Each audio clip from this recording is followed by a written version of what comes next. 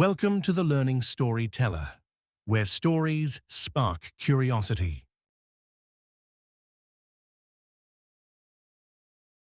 नमस्कार दोस्तों, स्वागत है आपका द लर्निंग स्टोरी टेलर में।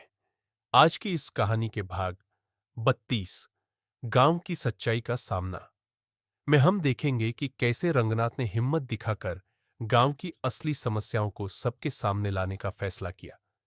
क्या सच्चाई सामने आने के बाद गांव में बदलाव आएगा? क्या लोग अपनी आंखें खोलकर सच को स्वीकार करेंगे? जानने के लिए इस कहानी को अंत तक जरूर देखें, क्योंकि आज की कहानी सिर्फ मनोरंजन नहीं बल्कि एक गहरी सीख भी लेकर आई है। तो चलिए बिना देर किए शुरू करते हैं। भाग 32 गांव की सच्चाई का सामना। रंगनाथ कई दिनों से गांव की बदलती परिस्थितियों को देख रहा था।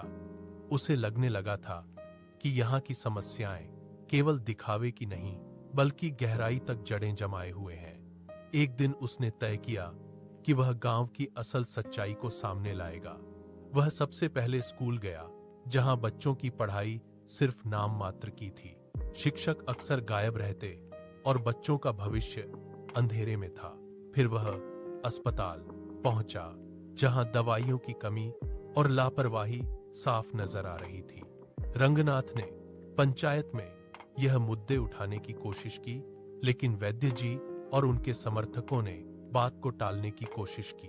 उन्होंने कहा, सब कुछ ठीक चल रहा है, तुम्हें बेवजह चिंता करने की जरूरत नहीं।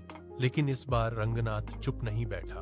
उसने गांव के युवाओं को इकट्ठा किया और उन्हें जागरूक किया।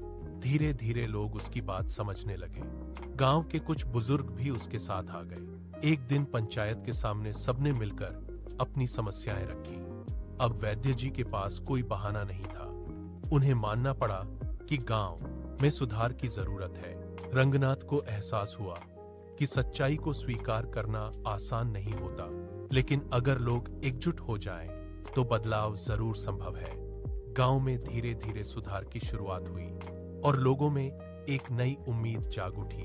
सीख, सच्चाई का सामना करना कठिन होता है, लेकिन यही बदलाव की पहली सीढ़ी होती है।